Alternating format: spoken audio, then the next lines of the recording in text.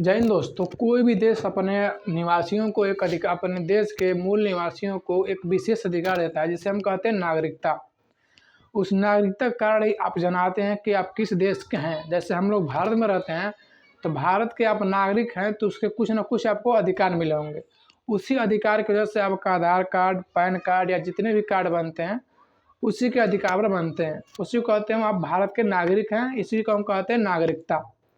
भारत में केवल एकहरी नागरिकता का प्रावधान है।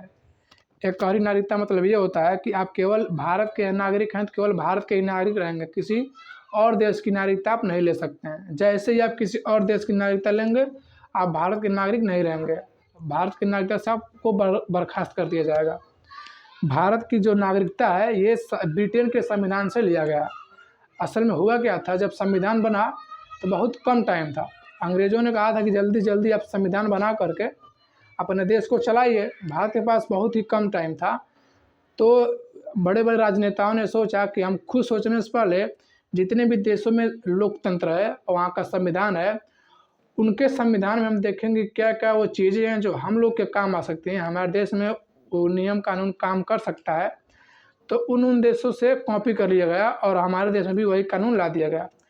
तो नागरिकता है ये ब्रिटेन के संविधान से लाया गया है। ब्रिटेन में कोई लिखित संविधान नहीं है, लेकिन तब भी वहाँ से नागरिकता का कानून लाया गया है। समझ आ गया ना। भारत में एकहरी नागरिकता है। भारत की नागरिकता संविधान में कुल 22 भाग हैं, जिसमें से भाग 2 है नागरिकता। अनुच्छेद 5 से अनुच्छेद 11 तक भारत में नागरिकता का प्रावधान है, जिसमें सबसे पहले हम आज जानेंगे कि नागरिकता अनुच्छेद 5 में क्या है, अनुच्छेद 6 में क्या है, अनुच्छेद 7 में क्या है, अनुच्छेद 8 में क्या है, अनुच्छेद 9 में क्या है, 10 में और 11 में क्या है। उसके बाद हम जानेंगे कि अगर कोई नागरिक चाहता है भारत की नागरिकता लेना, कोई भी किसी भी देश का आदमी चाहता है भारत की नागरिकता लेना, तो वो भारत की नागरिकता को कैसे प्राप्त कर सकता है। उसकी कुल 5 विधियाँ हैं, वो जानेंगे। इसके बाद समझेंगे क्या होता है वीज़ा, क्या होता है पासपोर्ट, और अगर आप में से कौन सी गलती करेंगे तो आपको भारत की नागरिकता समाप्त कर दी जाएगी। आज की वीडियो में हम यही देखेंगे। सबसे पहले समझते हैं कि अनुच्छेद 5 क्या था।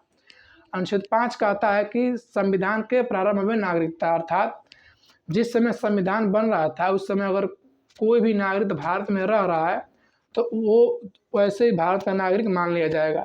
अर्थात संविधान के प्रारंभ में नागरिकता, अर्थात संविधान बनने के समय अगर आप भारत में रह रहे हैं तो आपको भारत की नागरिकता दे दी जाएगी। ये अनुच्छेद 5 में कहा गया है। इसके बाद से आता है अनुच्छेद नंबर 6। अनुच्छेद नंबर 6 में कहता है कि पाकिस्तान से भारत आए लोगों को नागरिकता दे दी जाएगी।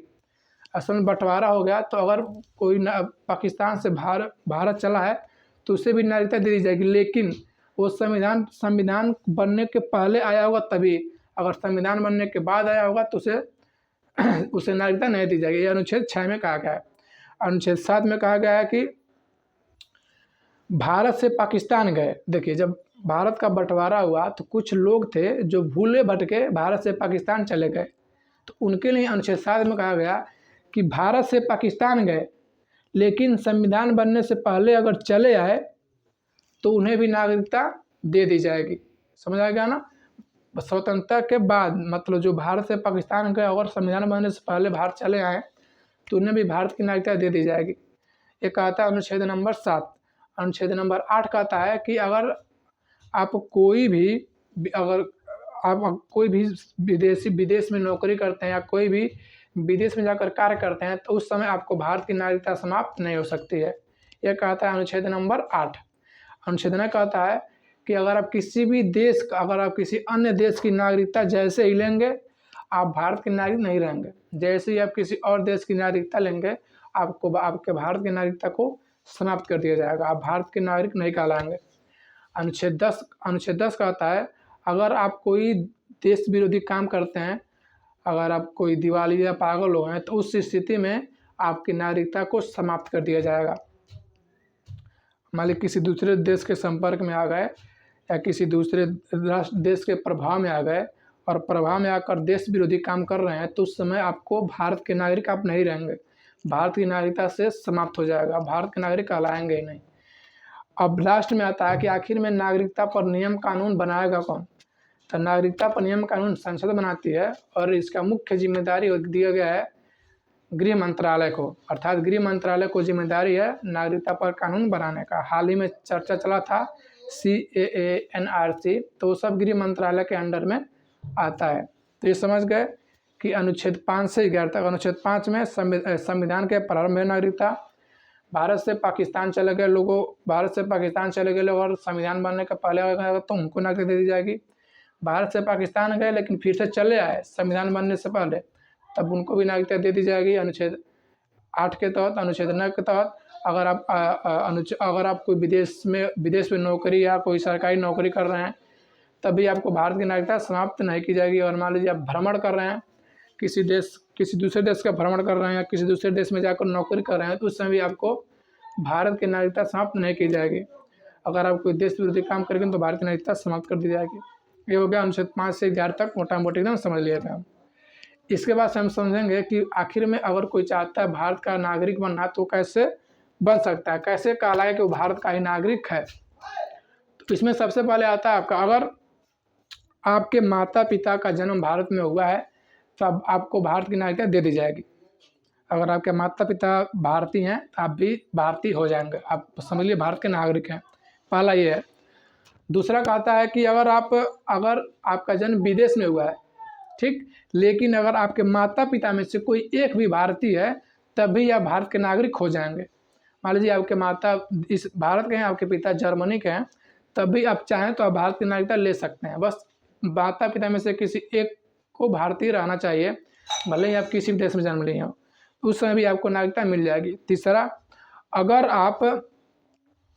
ये कहता है कि अगर किसी विदेशी देश या विदेशी राज्य को भारत में मिलाया जा रहा है तो उस देश के लोगों को भी नागरिकता चाहिए ना। तो अगर किसी विदेशी को अपने देश में मिलाया जा रहा है तो उस देश के लोगों को भी नागरिकता दे दी जाएगी, ठीक। इसके बाद से आता है चौथा आपका पंजीकरण, यानी कि अगर कोई अन्य देश का नागरिक चाहता है कि नहीं हम भारत के नागरिक बनेंगे, भारत बहुत ही सुंदर, बढ़िया और सुसज्जित देश है, तो उसके लिए सबसे पहले कानून में कहा गया कि सबसे पहले वो भारत में आकर 5 साल तक रहेगा। उसके बाद से एक रजिस्ट्रेशन फॉर्म होता है, उसको भरेगा, 5 साल तक रहेगा, तब उससे भारत की नागरिकता दे दी जाएगी। लास्ट में आता है देशीकरण। देशीकरण के अंतर्गत ये आता है कि अगर आप संविधान में स्थित 22 भाषाओं में से, इसमें से आता है कश्मीरी, सिंधी, पंजाबी, हिंदी, बंगाली, असमी, उड़िया, गुजराती, मराठी, कन्नड़, तेलुगु, तमिल, मलयालम, उर्दू, संस्कृत, नेपाली, मणिपुरी, कोंकणी, बोडो, डोगरी, मैथिली, संथाली, अगर इन 22 भाषाओं में से आप किसी एक को भाषा को जानते हैं तब भी आपको भारत की नागरिकता दे दी जाएगी। प्लस आप 10 साल से भारत में रह रहे हों और आप भारत के प्रति सकारात्मक सोच रखते हो, आपके अंदर कोई विशेष गुण हो, आप कोई वैज्ञानिक हो, कोई फुटबॉलर हो, कोई खिलाड़ी हो, आप किसी न किसी तरह से भारत का सपोर्ट कर रहे हो, तो उस स्थिति में आपको भारत की नागरिकता दे दी जाएगी। ये 5 स्थिति हो गई आपकी, कैसे कैसे अगर कोई चाह रहा है नागरिकता प्राप्त करना तो प्राप्त करेगा। इसके बाद से आता है आपका एक ओवरसीज नागरिकता।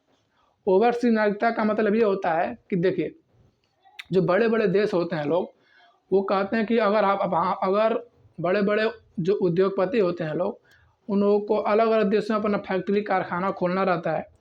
तो जो विदेशी देश होते हैं सब कहते हैं सब पहले आप हमारे देश की नागरिकता लीजिए, तब हम फैक्ट्री वैक्ट्री खोलने देंगे। तो इसमें दिक्कत हो गया कि जो बड़े बड़े उद्योगपति थे उन लोगों के लिए बहुत दिक्कत हो जा रहा था। दिक्कत ये हो रहा था कि अगर मान लीजिए भारत का नागरिकता छोड़ेंगे तो भारत के नागरिक कहलाएंगे ही नहीं और दूसरे देश के नागरिक हो जाएंगे। तब उसके लिए संसद ने एक लाया ओवरसीज नागरिकता, अर्थात जितने भी बड़े बड़े उद्योगपति हैं उनको एक ओवरसीज नागरिकता दे दी जाएगी। वो बिना वीज़ा के भी भारत में आ सकते हैं। समझ आ गया ना। अब वीज़ा क्या होता है, पासपोर्ट क्या होता है, अब समझते हैं। देखिए, वीज़ा पासपोर्ट में अंतर क्या होता है, कहते किसे हैं। वीज़ा मतलब ये होता है कि अगर आप किसी दूसरे देश में जा रहे हैं, मान लीजिए आप अपने देश को छोड़कर किसी दूसरे देश में जा रहे हैं, तो उस देश से अनुमति लेनी पड़ती है कि हम आपके देश में चल रहे हैं, तो उसे कहते हैं वीज़ा। पासपोर्ट का मतलब ये होता है कि अगर आप देश को छोड़कर जा रहे हैं अपने देश को, तो देश को छोड़ के जाने के लिए भी आपको भारत से अनुमति लेनी पड़ती है, उसे कहते हैं हम पासपोर्ट। यानी कि अपने देश को छोड़कर जाने के लिए भी आपको देश से अनुमति लेनी पड़ेगी, इसको हम कहते हैं पासपोर्ट। आप किसी दूसरे देश में जो देश हम जा रहे हैं उस देश में घुसने से पहले आपको अनुमति चाहिए, उसे कहते हैं वीज़ा। तो वो कहते हैं लोग वीज़ा आ गइल बा, पासपोर्ट लगैले बानी या वीज़ा आ गइल बा। उसे कहते हैं वीज़ा और पासपोर्ट। अंत में यही आता है कि देखिए, अगर आप किसी विदेशी देश के प्रभाव में आ गए, पागल या दिवालिया हो गए, देश विरोधी काम कर रहे हैं, कौन पाकिस्तानियों के साथ जुड़ गए हैं, तो ऐसा करने पर अगर आप थोड़ा सा भी संशय होगा कि आप देश विरोधी कार्य कर रहे हैं, तो उस स्थिति में भारत की नागरिकता खत्म कर दी जाएगी। जितना भी नागरिकता से संबंधित जो भी था वो भी बता दे। मिलते हैं अगले वीडियो में, तब तक के लिए जय हिंद।